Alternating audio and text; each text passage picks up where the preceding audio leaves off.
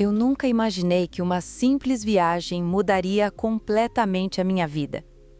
Tudo começou quando o meu namorado, Júlio, me convidou para acompanhá-lo a um encontro de amigos da escola dele, em uma cidadezinha no interior. Na época, eu estava desempregada e vivendo um momento complicado. Nós já morávamos juntos há quase um ano. Quando perdi meu emprego, ele começou com pequenas indiretas, dizendo como eu era desorganizada ou como não conseguia fazer tarefas simples. Mas com o tempo, as cobranças começaram a piorar. Ele tinha um bom emprego, não passamos necessidades, e ele sempre teve tudo o que queria, desde criança. Você podia pelo menos manter a casa mais organizada, sendo que fazia tudo, desde limpar a casa a lavar as roupas dele.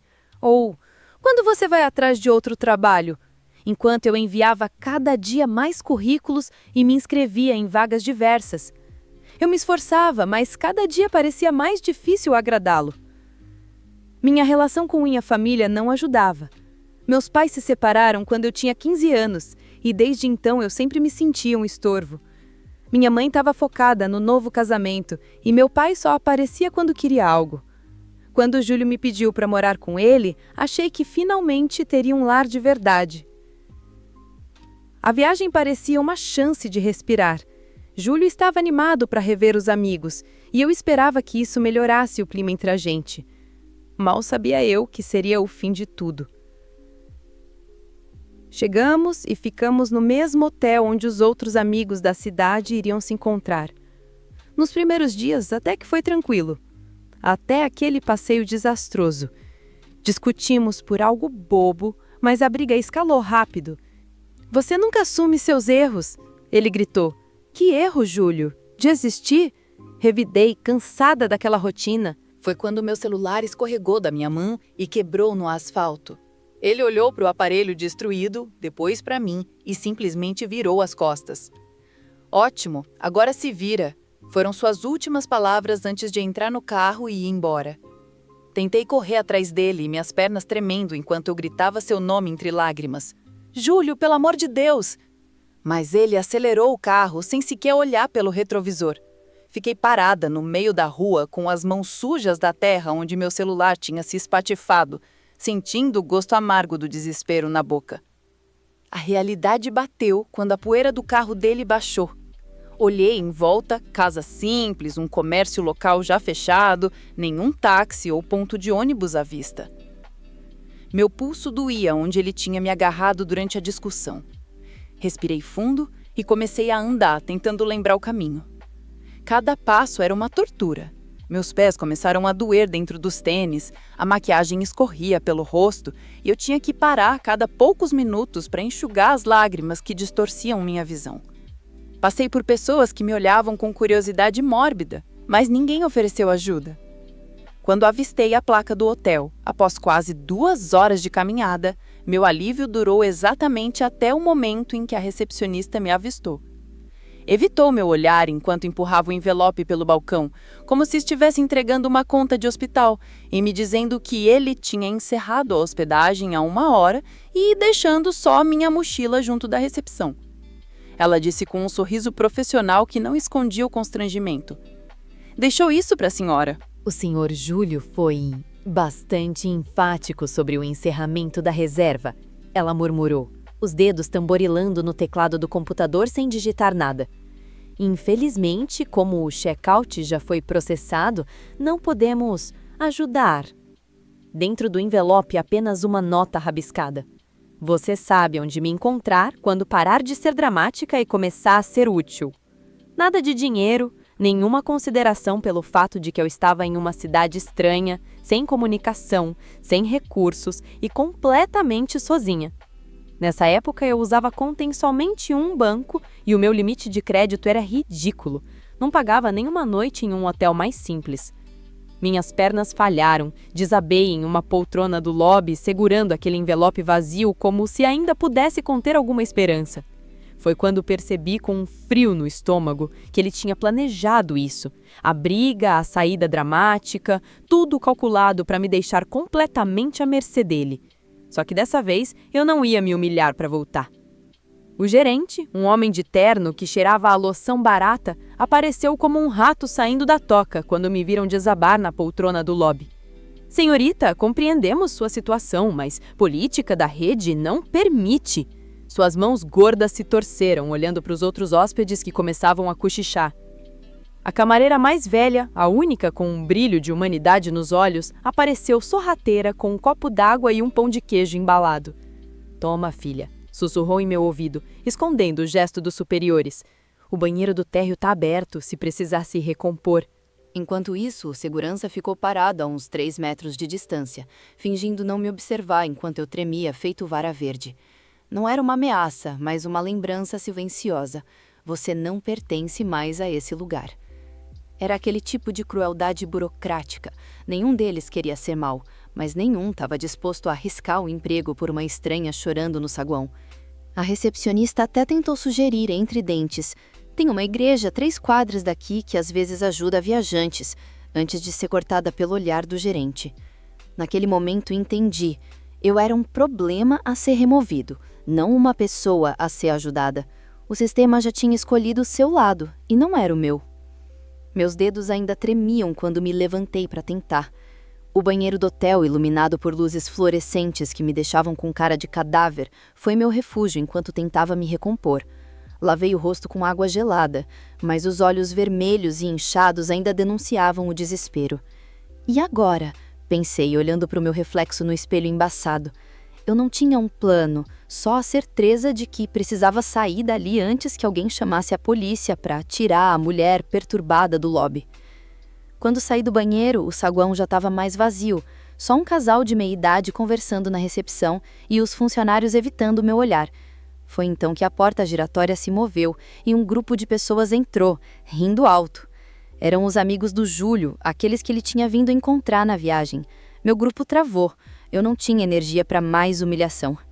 Entre eles, um cara mais alto de camisa xadrez e jeito calmo, carregava uma mochila. Rafael. Eu mal o conhecia, só o tinha visto brevemente no primeiro dia quando todos se cumprimentaram no bar do hotel. Ele nem era do grupo mais próximo do Júlio, só um conhecido da escola que morava na cidade. Nossos olhos se encontraram por acidente. Eu desviei o olhar na hora, envergonhada, mas já era tarde. Ele tinha me visto. Não só visto, mas entendido. Enquanto os outros passaram por mim direto para o elevador, como se eu fosse invisível, ele parou. Tá tudo bem? Ele perguntou, voz baixa. A pergunta era tão simples, tão sincera, que quase me fez desmoronar de novo. Mas eu só consegui balançar a cabeça, mentindo. Tudo ótimo. Ele olhou para a mochila, minha mão apertava a alça com força, para meus sapatos empoeirados da caminhada e, então, para o envelope do check-out na minha mão. Não falou nada por um longo instante. O Júlio esqueceu de avisar que ia embora mais cedo. Ele tentou disfarçar, mas eu vi a verdade na expressão dele. Ele sabia. Sabia que não tinha sido um esquecimento. Algo assim, murmurei, tentando manter a voz firme. O Rafael respirou fundo, como se estivesse pensando em como não se meter em encrenca. Mas então ele fez algo inesperado. Ele hesitou por um instante, como se me disse as palavras antes de falar. Se você não tem onde ficar, minha casa é simples, mas tem um sofá. O tom era cauteloso, quase formal, mas os olhos dele, um castanho claro que parecia analisar tudo com calma, transmitiam uma segurança que eu mal lembrava como era sentir. Não precisa decidir agora, ele acrescentou, notando o meu silêncio. Posso te esperar no café da esquina por meia hora. Se você aparecer, apareceu. Se não, bom, pelo menos você sabe que teve a opção. Foi essa ausência de pressão que fez eu aceitar. O caminho até a casa dele foi silencioso, mas não desconfortável. Rafael caminhava um passo na minha frente, as mãos enfiadas nos bolsos do casaco, sem tentar forçar a conversa. A cidade, que antes me parecera hostil, ganhava contornos diferentes sob a luz âmbar dos postes. Ruas estreitas com calçamento irregular, o cheiro de pão fresco escapando de uma padaria que logo iria fechar, o som distante de uma TV tocando em algum apartamento acima de nós. É ali, Ele apontou para uma casa branca de 2 andares, com uma varanda minúscula e vasos de ervas na janela. Não é o Palace, mas a porta não bate sozinha. O comentário veio com um meio sorriso, sem ironia, só um fato simples, oferecido como quem mostra onde ficam os copos. Ele abriu o portão com um rangido familiar e eu senti meu corpo desarmar um pouco quando a luz quente da sala nos recebeu. Tudo ali tinha o caos organizado de quem vive sozinho, mas gosta de conforto. Uma pilha de livros sobre a mesa de centro, um casaco pendurado no corrimão, o cheiro discreto de café e canela. O banheiro é ali, se quiser lavar o rosto, ele disse.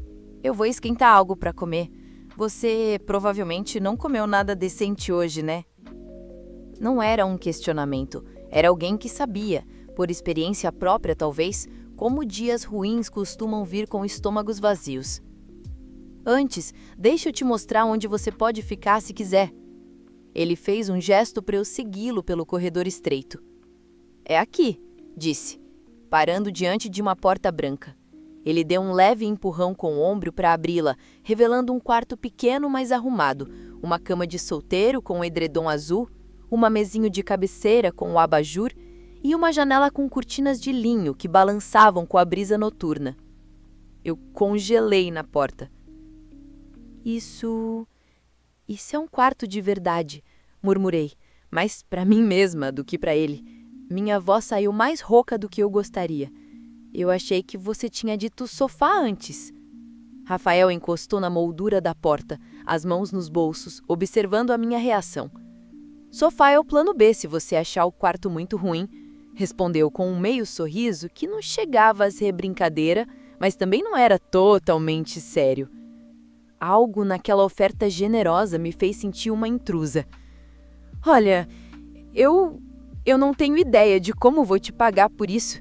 Nem sei quando vou conseguir ir embora, honestamente. Você nem me conhece direito e eu... Ele interrompeu com um gesto calmo da mão. Todo mundo tem épocas ruins, disse como se estivesse comentando sobre o tempo. A minha durou 2 anos, então sei como é. Ele não elaborou, mas a sombra que passou pelo rosto dele contou mais do que palavras. Fica à vontade, quando você puder, você vai embora. Até lá, a porta não fecha. Havia uma firmeza tranquila na voz dele que não deixava espaço para argumentos. Era como se ele estivesse apenas me devolvendo um favor que alguém, em algum momento, tinha feito por ele. O banheiro é ali ao lado. Ele continuou, apontando para outra porta no corredor. Toalhas limpas no armário. Amanhã a gente vê o resto. Ele deu um passo para trás, sinalizando que a conversa tinha terminado por ali, mas parou no batente da porta. Tô com uma macarronada de ontem na geladeira, disse como quem comenta algo banal. Vou esquentar e deixar na mesa da cozinha. Se quiser comer, é só aparecer. O jeito como ele falou deixou claro. Não ia ficar me vigiando para ver se eu aceitava ou não. Não era um convite com peso, só uma informação jogada no ar, como quem diz, a luz vai ficar acesa ou a porta não tá trancada. Boa noite.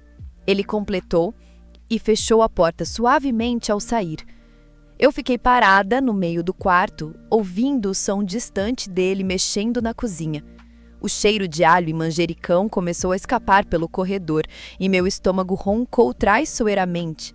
Eu nem tinha percebido quanto estava faminta até aquele momento. O abajur projetava uma luz quente sobre o edredom azul e, pela primeira vez desde que o Júlio tinha ido embora, eu senti que talvez o mundo não tivesse conspirando contra mim.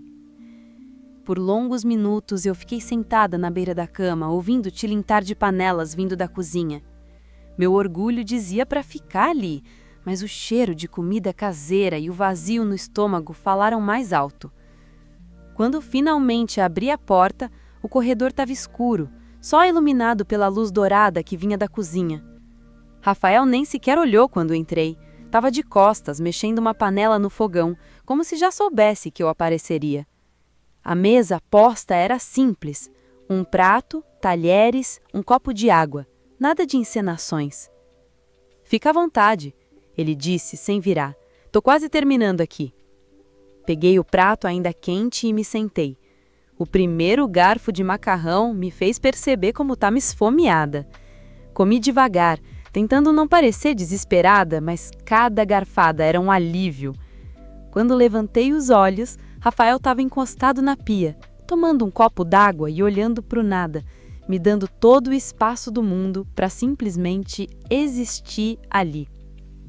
Naquela simplicidade toda, no jeito como ele não fez perguntas, não exigiu gratidão, só deixou as coisas serem por um momento, algo dentro de mim se quebrou e se ajeitou ao mesmo tempo. Nos dias seguintes, enquanto a poeira da minha vida desmoronada começava a baixar, uma culpa silenciosa foi tomando conta de mim. Rafael saía cedo para trabalhar e sempre voltava com algo básico para comer. Pão, frutas, um frango assado do mercado. Nunca reclamou, nunca cobrou, mas eu via no jeito como ele evitava deixar contas na mesa, ou como não arrumava a própria cama antes de sair, ou até não fechava o quarto, que ele não estava acostumado a dividir espaço. Comecei pequeno. No segundo dia, lavei a louça que ele tinha deixado na pia. No terceiro, dobrei as roupas que estavam no varal. No quarto, quando ele chegou do trabalho, a casa cheirava a alho e cebola dourados. Tinha feito um arroz simples e feijão, o máximo que consegui improvisar com o que tinha na despensa. Você não precisava, ele disse, parado na porta da cozinha, a expressão indecifrável. Precisava sim, respondi, secando as mãos no pano de prato. É só equilíbrio. Ele não discutiu, só assentiu e foi se servir. Mas naquela noite, quando fui dormir, notei que ele tinha lavado o prato que eu usei e deixado uma xícara de chá na mesa para mim. E assim foi, sem combinação, sem cobranças. Eu arrumava a casa enquanto ele estava fora, ele começou a trazer ingredientes mais variados. Eu lavava as roupas dele com cuidado, sem ser muito invasiva. Uma troca silenciosa de pequenas gentilezas, como duas pessoas navegando no mesmo barco sem precisar falar sobre a tempestade. Eu não me sentia um fardo, só alguém tentando devolver, em migalhas, o porto seguro que ele tinha me dado sem nem saber o quanto eu precisava. A ideia dos doces veio numa tarde chuvosa, enquanto eu organizava a despensa pela terceira vez na semana. Minhas mãos precisavam se ocupar. A quietude da casa vazia durante o dia começava a me deixar inquieta. Quando encontrei um pacote de chocolate em pó quase cheio e uma lata de leite condensado esquecida no fundo da prateleira, algo clicou. Rafael, disse eu naquela noite, enquanto ele mexia num prato de sopa que eu tinha feito, você se importa se eu usar a sua cozinha para tentar fazer uns doces? Ele ergueu as sobrancelhas, colher no ar. Tipo, para vender? Eu balancei a cabeça, os dedos traçando círculos nervosos na mesa. É que eu preciso começar a juntar dinheiro para voltar para minha cidade. E antes eu fazia brigadeiros, às vezes, pro Natal da empresa. Minha avó sumiu no meio da frase. Não havia mais empresa, não havia mais Natal em família. Rafael tomou um gole de água antes de responder, como se estivesse medindo as palavras. A cozinha é tão sua quanto minha nesse ponto, ele disse por fim. Só não explode a gente, por favor. O comentário despretensioso me fez rir. A primeira risada genuína em semanas. Prometo, nada de incêndios criminosos, respondi. Na manhã seguinte, com um pouco de limite que sobrava do cartão, comprei os ingredientes faltantes numa mercearia do bairro. Quando comecei a mexer o chocolate no fogo baixo, seguindo a receita que conhecia de cor, uma estranha calma me invadiu. Era algo que eu sabia fazer bem, algo que ainda me dava controle em meio ao caos. O resultado foi perfeito, a textura cremosa, o ponto exato para enrolar. Mas a cozinha parecia um cenário de filme policial. Chocolate em pó espalhado pela bancada, manchas escuras no piso, até meu rosto estava salpicado de marrom. Que diabos aconteceu aqui?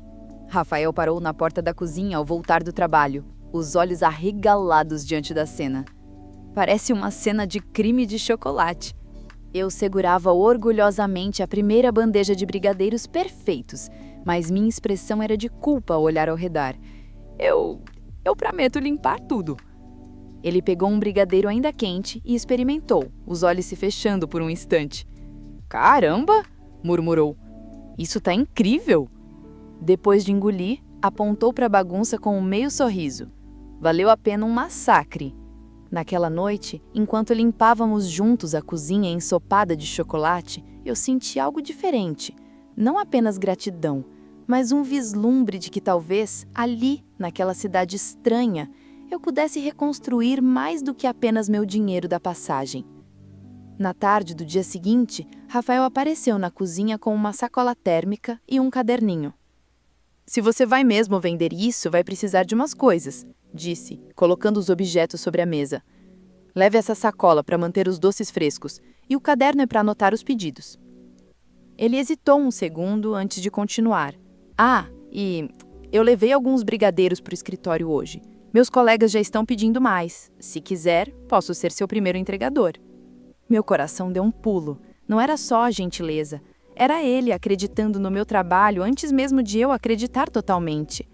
Eu já tinha planejado vender perto do hotel onde ficamos, expliquei, enrolando os últimos brigadeiros.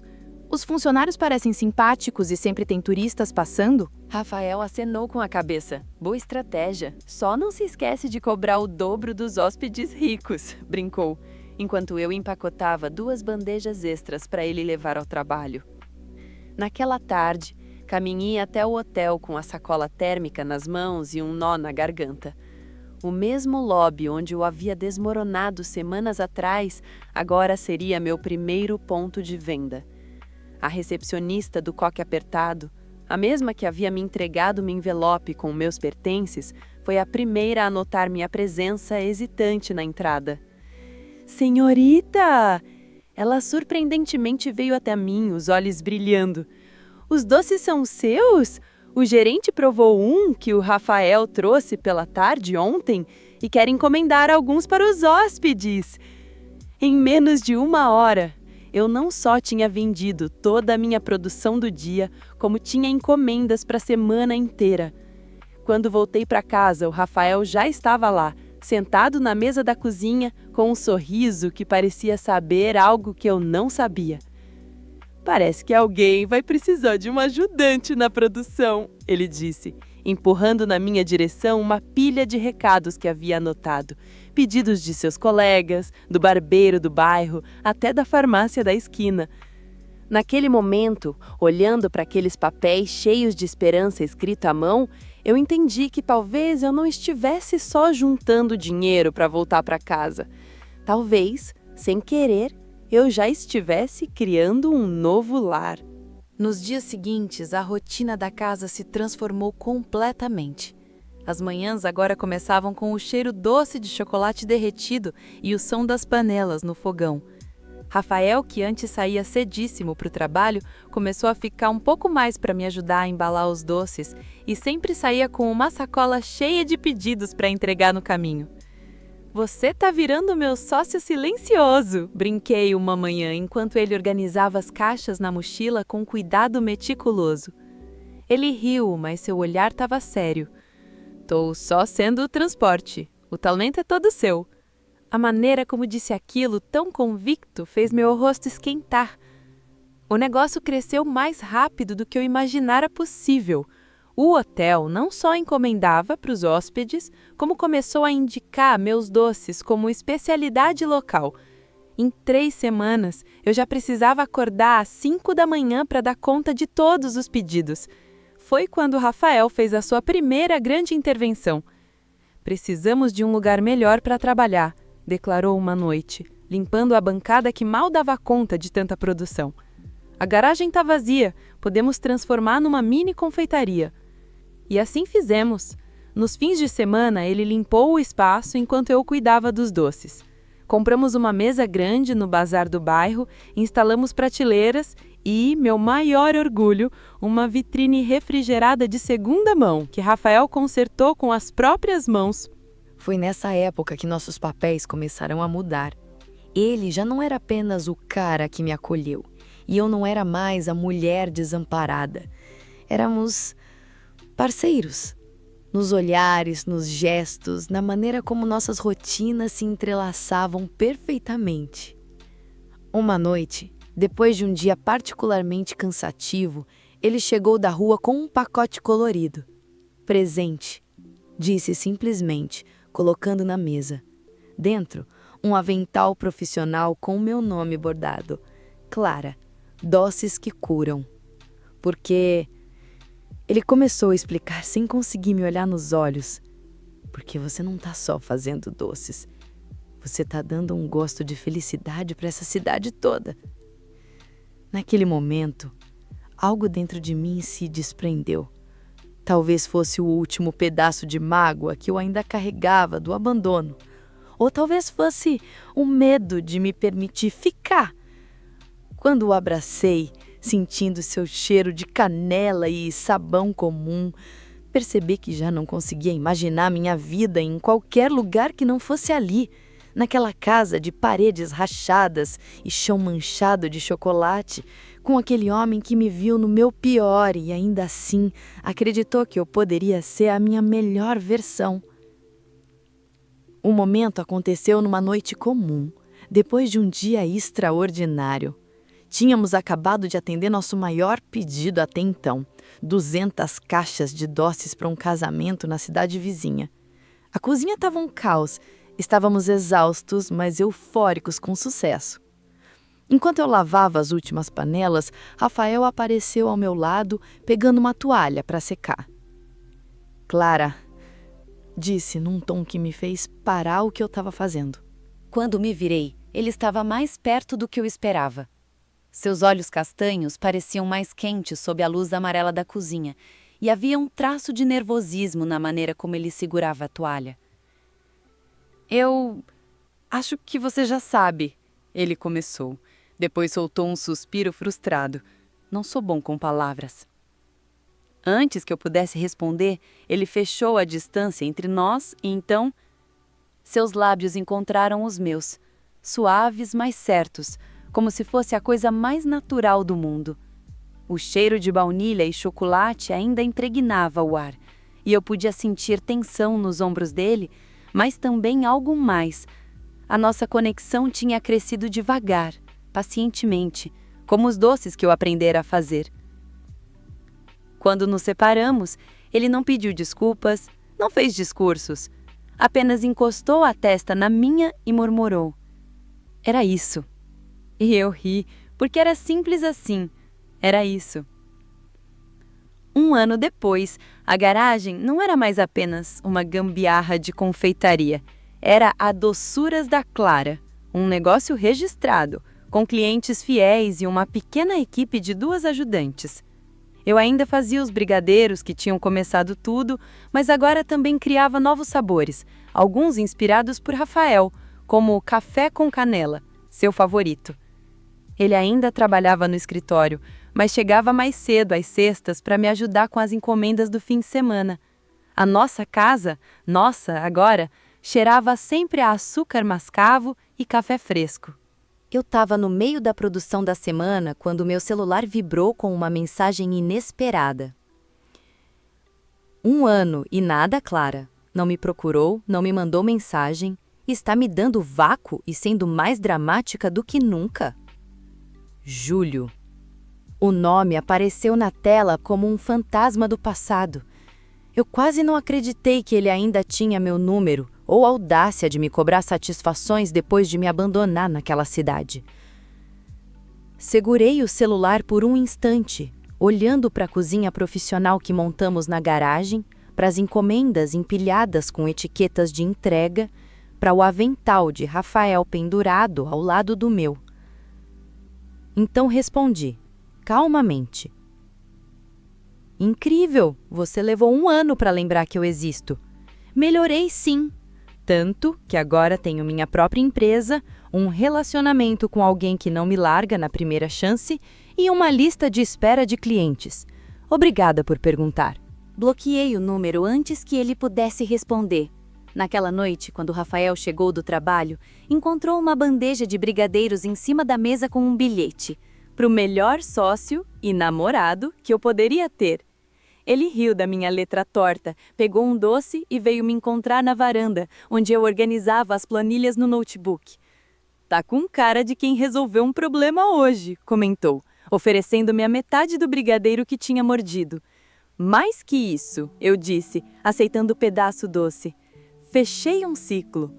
Ele não fez perguntas. Apenas sentou ao meu lado e, enquanto o sol se punha sobre nossa pequena cidade, eu soube que alguns fantasmas merecem nada mais do que ser deixados para trás. Para mais histórias como esta, se inscreva, deixe seu like e um comentário.